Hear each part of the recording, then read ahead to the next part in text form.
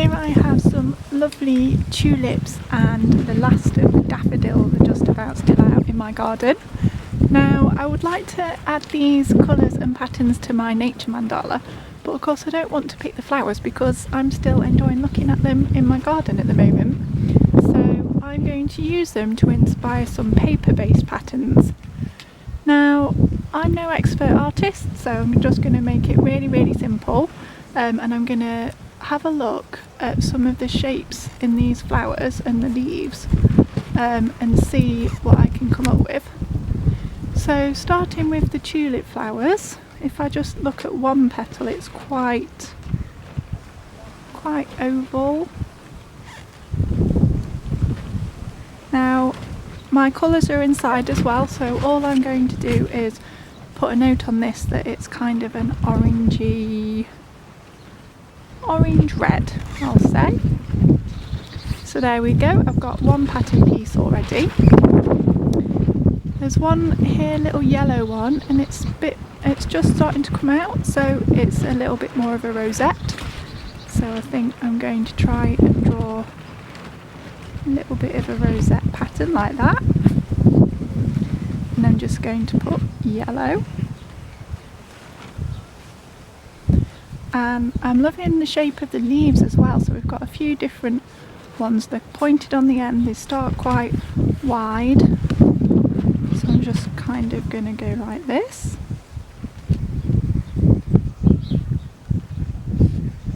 And also, if I look really closely, they have very faint leaf veins going vertically, so I'm just going to make a note of those as well.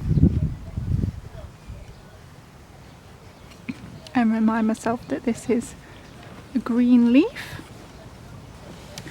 And then finally looking at the daffodils, so we've got some more triangular kind of petal shapes on this one.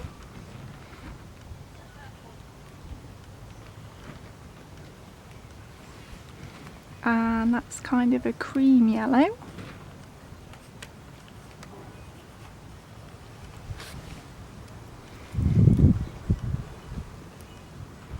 And also some quite frilly lines, so I think I'm going to put those in.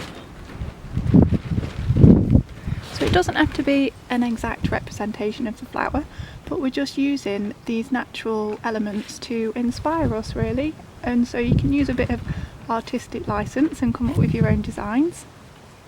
And that one is more of a deep yellow.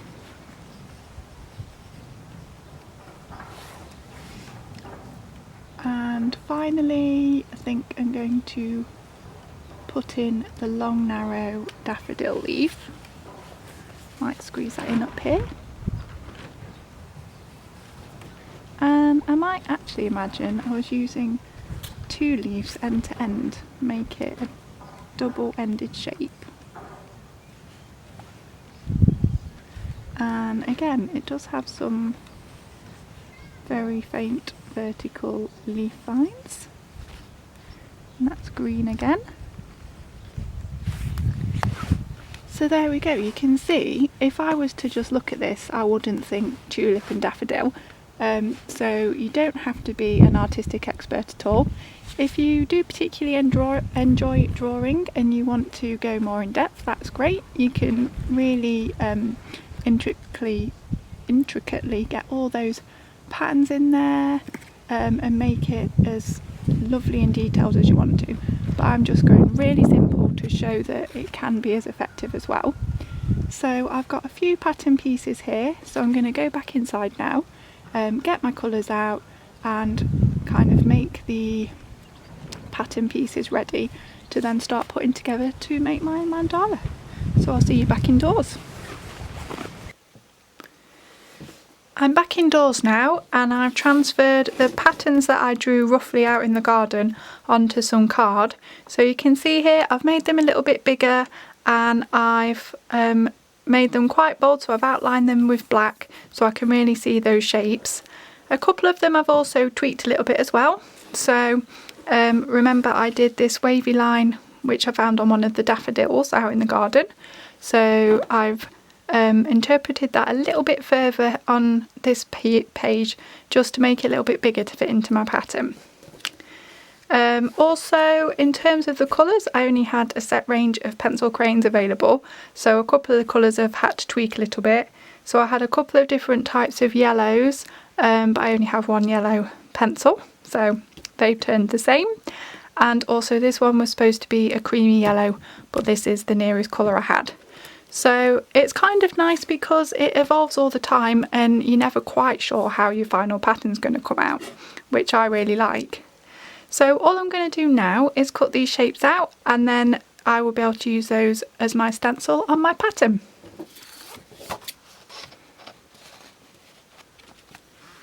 So I've got my pattern pieces here ready to start plotting out on my paper to make my mandala. Now there's several ways that you can do this to kind of create the layout. Either you might be happy just picking your pieces and freehanding it and placing them where you want to, maybe in some sort of spiral shape, something like that. But a way that I find a bit easier is by folding my paper into sections, and that will give me some guidelines. So I'm just going to start by folding my paper in half, and then I'm going to go in half again and open it up, and then you can see I've got 4 rectangles. And then I'm also going to fold it back, and I'm going to do myself some diagonal lines. So folding it back in half, and then I can take this edge to that centre line that I made earlier, fold it in, and I'm going to do the same on the other side. Give it a good press down so you can see those lines clearly. And then when I open it back out again, you can see I now have 1, 2, 3, 4, 5, 6, 7, 8 lines to guide my grid. So as my pattern pieces are quite big, I think that is going to work for me quite well, but you can use as many lines as you want to.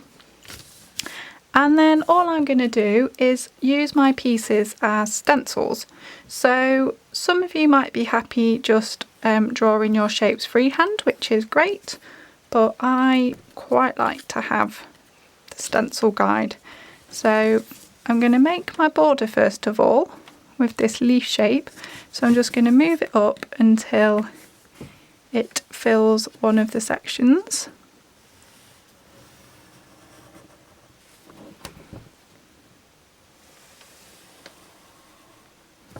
There we go. And then I'm going to keep going round.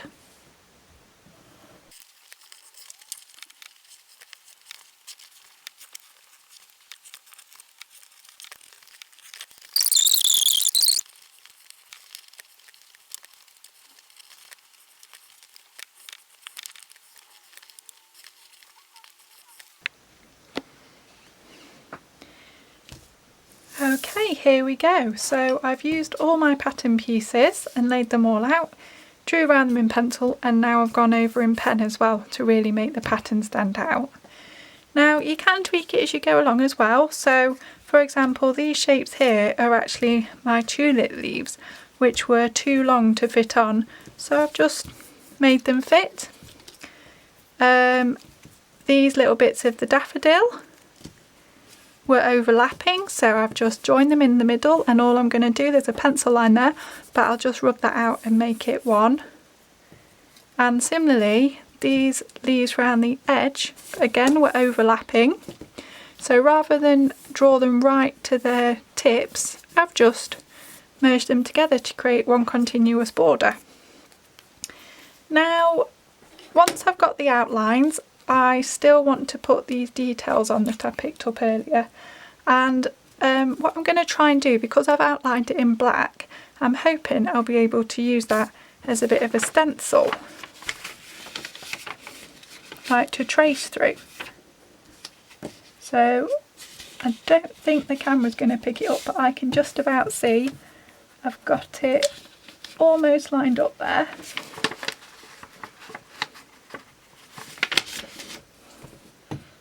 And I can see I've got that line down the middle and then those ones around the edge. Now simple shapes like that, you might just be able to draw them on freehand.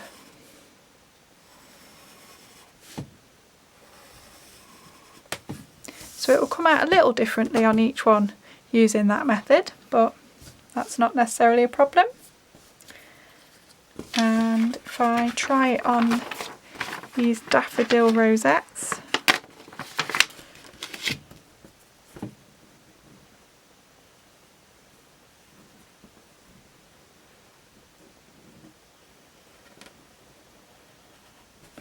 might come out a little bit differently, but we get the idea.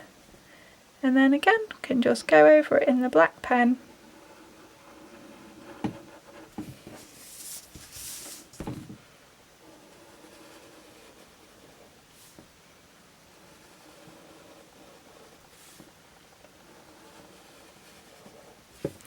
And then once we've got that on all of the pieces we want to, it'll be ready to colour in.